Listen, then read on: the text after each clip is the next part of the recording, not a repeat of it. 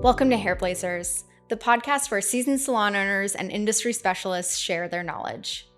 Our mission is to empower owners and elevate salons through conversation about what matters most to you. In order to stand out from the competition, you need to know who you are and what makes your business unique. Sharing your brand story is a key component of this. Sharing why your company exists, what value you offer, and making that communication compelling. In order to get the benefits from doing things differently, you need potential consumers to know why you're different.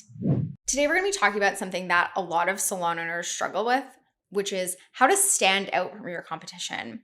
You probably have a ton of salons in your city, in your town, probably a bunch down the street from you. And there's probably also several that carry the same product line and are similar in a lot of ways. So there's a lot of things that can help you stand out from the salon down the street or the salon a few blocks away that carries the same product line. And primarily, these things fall into one of two categories, which is the recruitment side or the retention side. So we're going to be kind of tag teaming this today. I'm going to be talking a little bit more about recruitment. Colleen's going to be talking about a little bit more about retention, but we have a lot of really good info and a lot of things that I think are really going to help. So one thing that I always recommend doing is find examples beyond the salon world of people who are doing things really, really well, businesses that are doing things really, really well. So I would definitely recommend looking at the service industry still, because product marketing and service marketing is very different, but hospitality, even spas, if you're not a spa, if you're just a hair salon, there's a lot of businesses within the service field that provide some really cool things. And if you can think of maybe even a service that you use in your personal life or for your business, think about that service and think about their competitors. Are they far and away way better than their competitors? Are they kind of the same? What makes them the same? What makes them better? Did you choose them just because of price? And if you did choose it just because of price, that's not one that's good to model your business after, because we all know that if you're competing on price, you're digging yourself in a hole. Yeah. That's really hard to get out of. Exactly. Oh, someone will always be cheaper than you. Yeah, 100%. There's always going to be a salon that's cheaper than you. So competing on price is not the way to go. But take a look at examples from outside your industry. Pinpoint what they're doing really well or what is really captivating about their marketing and what you can do to incorporate those things. One example that I'm going to pull out for marketing right now is a company called Kayak. I feel like they have been all over TikTok, and they actually do their like a flight finder. Oh yeah. Fundamentally, but they have done such a great job of like building an audience on TikTok. And it's really interesting to see, because obviously a flight finder is something that a lot of people could potentially have interest in, but I think they do a good job of being entertaining and timely. Those are the kind of two things that I can recognize that they do a good job of. So take a look at businesses outside of your industry that you can potentially pull inspiration and pull ideas from. And another thing on top of that is be on the lookout for new technology. Technology can make such a huge difference in the experience, whether that's the experience of somebody new coming to your brand or somebody who's already familiar with your brand. And that can really help take you above and beyond. We have an entire separate episode about software that we recommend and technology that we recommend for your salon. So I definitely recommend checking that out. But there is new software coming out pretty much every single day that can help improve your business and can help improve your guest experience. And pay attention when you're going to other businesses. Pay attention when you're seeing other businesses. Do they have something that makes the online booking process really smooth? Do they have something that, helps prep a service provider before you go in? Take a look at all of those things. And along with new technology as well, take a look at your current software system, your current salon software system, and see if there's anything that you're not utilizing. Because oftentimes those softwares come built in with a ton of different tools, and you may not even know that you're not using a selection of them. And those things could be potentially boosting and helping your guest experience. And I think one thing that it really comes down to is just whatever your competitors are doing, try and do more. Yeah, that just reminds me. I think of when you think of other companies, I think of, Apple and Ford and all these other companies where maybe they aren't even close to the same industry we're in, but think about like what they do, and they're always they look at the next curve. They're not trying to like make what you're doing necessarily better, but like thinking ahead of like what not what people want, but what should they want. And that's when you're really coming up with new ideas and ways to make yourself different. Yeah, absolutely. And one thing that really sets those brands apart, specifically something like Apple, is that their brand, their product has been infused with a kind of identity. Mhm. And I think that's something that's extremely powerful. Brands that you see have like a super loyal following, there is some sort of identity associated with buying products or services from that business. You feel like you are a part of a Mhm. club, that it has a meaning for you as an individual.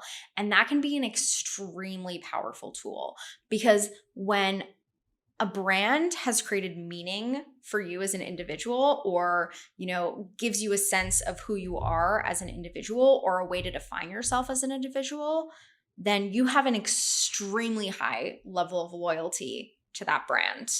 And if you can figure out a way to do that with your salon and the guests that you're serving, that can be a very, very powerful way of beating out your competition. And I say this with a little bit of warning, because you want to make your current guests feel like they're like part of a club. It's a bit exclusive, but you don't want to make people who aren't your guest feel excluded. So that's kind of a line that you have to tread a little bit carefully, because if you're like, oh, we're this exclusive club, you can only come here if you're this certain type of person, it has this certain type of meaning if you're a guest here, then that might mean that potential guests might be like, oh, I'm not that kind of person, so like maybe I can't go there. Absolutely. Or maybe I'm going to be treated differently if I go there. So I would say that creating that meaning has to be a little bit more, not necessarily organic, but it has to be a little bit more thoughtful or a little bit more careful, as opposed to just like, if like blondes only, or like all the blondes in the You can't city. sit at our table. Yeah, exactly. You can't sit with us. You don't want to go mean that's what it girls. So taking it back to when I said whatever your competitors are doing, do a step more than that. One thing that I also mean with that is make sure you are more visible than they are. Because if you are more visible, if your stylists are posting more often, if you are more active on social media, they are more likely to see you. And even guests who go to other salons may even see you more often than their own salon. So keep a pulse on what other salons in your area are doing, and try and ask yourself, how can I do one step more than that? And those are all things that can kind of help drive people into the door for you. So let's kind of flip it over and talk about the retention piece. Yeah. Because one of the best ways to beat out your competition is to keep the guests that you have. And it's the cheapest way. Exactly. That's what I was going to say too. It is always, always cheaper to retain a guest than to recruit a new one. So your business is doing amazing things. It's one step above the competition. It's recruiting guests like crazy. And now you get them in your business. You better be sure to back that up with an amazing experience that's going to keep the guest. Because once you're bringing the guest in, if you don't have something holding them there, it's such a waste of resources, time, money to even recruit them to begin with. So ways to stay above your competition, ways to stick out. I'll tell you one thing, like we talked about before, it's not price. You're never going to be the cheapest, and you don't want to be the cheapest. That's not a great way to go. Something that we found that has really worked for us is the experience. People will pay for things that they see value in. So you need to make sure that you're providing the highest, best experience and most value for your guests when they come in. There's a ton of different ways to do that. So I'll just talk about a few things that we do in our salon. Number one, when people walk into the salon, it's such a simple thing, but stepping out from behind the desk and going and walking towards them to greet them with a smile, it doesn't happen as much as you think it would. Yeah, one of the biggest things that you can do is just like make people feel good in your business. And, that seems simple, but it's actually very nuanced. And that's a way that you can do it. I will never forget the first time I came into Verde for my interview for my current position. And I walked in and you were sitting at the table in the experience center. You stepped up, you greeted me after I'd stepped in like 3 steps, and you were like, "Hi, so nice to see you. You must be Naomi. You must be here for your interview. Can I get you a beverage?" Like you Oh, I were did that? Yeah, you did. You practice what you preach. Yeah. You were super warm, you were super welcoming, you were super inviting because and that was really impactful because when I had been approaching the door, like when I was like 5 steps outside the door and even like my first couple steps in, I was like, oh, this is like a fancier salon than I've ever been in my personal life. So this is a little intimidating for me. And I'm going to contrast that with another story. Okay. So I was going to a different salon and I had made an appointment and I walked in and it was probably it was probably about 10 feet between the door and the front desk. And I took a couple steps in. There was somebody behind the front desk. They were not on the phone. They were just like not making eye contact, looking down. Like I couldn't even see what they were doing. And I walked right up to the desk and only after I started speaking and said, "Hi, I'm Naomi. I'm here for an appointment. Here's the details," did that person actually look up, make eye contact, and I don't think they even smiled or said hello to me. Yeah, that's cringy. Yeah, and it's like if you want people to come and if you want people to be your guest, if you want people to come into your business, and if you want people to come back into your business, you need to make them feel good. And a good chunk of that is like the first way they're greeted, the first impression they have when they walk into your business. And you need to make sure that you're training the people who are at your front desk and who are going to be greeters in your business, which can be pretty much anyone in your business. You want to make sure that they know how to do that. And one thing that I think is really interesting that John DeJulius talks about a lot is that a lot of people who are coming in for these roles, say someone who's like a retail advisor or working at the front desk at your salon, they probably have not had a 5-star experience somewhere because that's probably not something that they can afford to do. They may not be somebody who would be normally coming into your salon to pay for a service with one of your top stylists. So they may not know the level of experience that that person is accustomed to. And, as the business owner, it's your job to train that person so they know how to do that. So don't underestimate how important just a welcome is for your guests when they come in, because you may be used to this beautiful space you're in. Your guests might not be, and it might be really intimidating for them. So that's really important. The follow-up from there is just the experience all the way through. And I think it's important to take time, whether it's every 6 months, every year, and just reevaluate the experience that you give your guests and make sure that it's up to the standard that you expect of your salon, because things change all the time. And make sure it's consistent. Consistency is the number one most important thing. I would say, like when we're bringing on new talent or stylists and we're showing them the guest experience, is making sure that it's consistent. Not just new guests get this, your guest coming in every single time is going to get the same level of experience. So moving on from there, do you have complimentary beverages you can offer your guests? The amount of guests we have writing reviews about how they enjoyed our cappuccino or a glass of wine or a beer, it's crazy. It's something that can be very simple, but makes a big difference for the guest. And that can be as simple as the cost of a nice coffee maker and beans. It doesn't have to be something that's super expensive, but having that added value, added experience can really make people feel special and feel good. Absolutely. Moving on with your stylist and like the consultation. So I'm really, if you're in a Veda salon, you can see I'm sort of going through the 10 points of difference. But there's something you can do to elevate yourself above other salons at each and every single point. So when you're a stylist doing a consultation, am I standing behind the guest and just talking to them through the mirror where you don't get that as much one-on-one or as much like building that relationship? Or am I grabbing a chair, sitting down, asking them how they are? Don't just start getting right into business. I would say, What are we doing yeah, today? please don't say Don't say it. that. Don't say it, because then you're throwing your experience out the window. Absolutely. And a big reason why people leave their stylist is because they're Yeah. bored. Because their stylist is like, oh yeah, we're doing the same thing as last time over and over and over and over and over and over again. And not only does it get boring for the stylist, it also gets boring for the guest. Got to keep it fresh. Yeah. Building that relationship again is really important. Face to face. Again, don't just assume you're going to be doing the exact same thing as last time. Because in many cases, if a guest wants to leave, you would hope that they would go to somebody else in your salon. But I'd say 9 times out of 10, they're embarrassed or they feel like, you're going to be upset. So they'll just go to a different salon, which is not what you want. Which brings me to another point.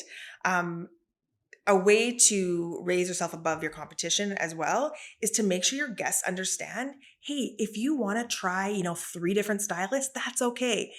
I feel like there's a stigma in the salon industry where guests are terrified to leave one of their stylists. And it's like, we want to make them feel comfortable to know, hey, you know what? If you're not feeling this right now and you want to try somebody else, that's fine. I'm going to say hi to you. I'm going to come visit you when you're with the other stylist. It's not going to be weird. Not going to be weird. And I never realized until hearing stories from some guests from salons that they've left, how scary that can be for people. So make sure a guest knows we're happy to have you here.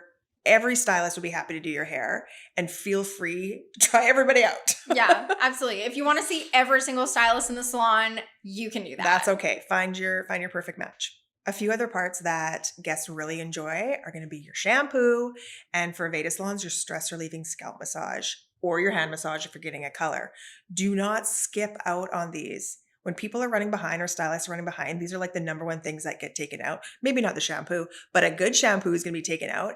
And 9 times out of 10, your guest's favorite part of the entire experience is their shampoo or their scalp massage. They will notice. They will notice. And they may not say anything at the moment, but they might be disappointed after. When I get a pedicure, if I don't get a great massage, I am disappointed. Yeah.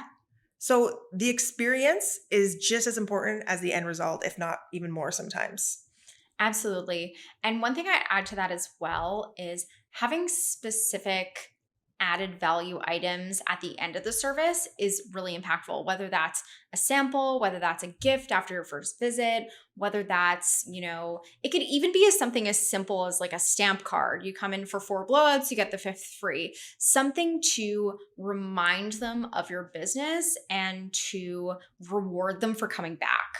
Absolutely. And something we did talk about in previous episodes as well is what are you doing to make sure they don't forget about you when they leave the salon. And so in our case, we started doing new guest videos where each stylist takes a moment and does like a selfie video, just thanking their guests, really organic, nothing crazy, thanking their guests for coming in, maybe reminding them about a product, how to use it, or a way to style their hair, and just letting them know that they appreciate them. Because when people feel appreciated, they're more likely to feel that bond and want to come back and see you.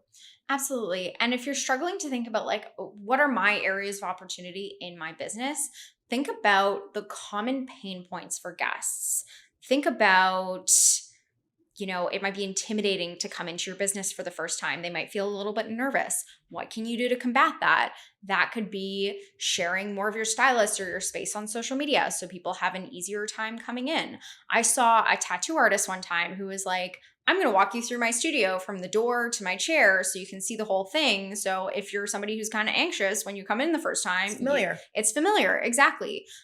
Which is a great way to get rid of some of that nervousness on the first visit. Or for example, guests struggling to style their hair at home. Can you have your stylist film a few basic tutorials for common styles and then be able to point your guests towards those things? If they're like, oh, I really struggled to do a blowout, or I really struggled to do curls or use this particular product. How can you solve those common pain points? Because if you can solve those pain points and make the experience as smooth as possible from start to finish, from discovering your brand to coming back in for that next appointment, that is really going to secure that person's loyalty. There are many ways to make yourself stand out and get yourself to be a cut ahead of the competition, but it's really going to depend on you, your business, your market. So take these tips and adjust them to what you're offering right now, what your specific areas of improvement are, and what people want in your market. Thank you so much for listening. Leave a review, share with your team, and tune in for the next episode. We appreciate you.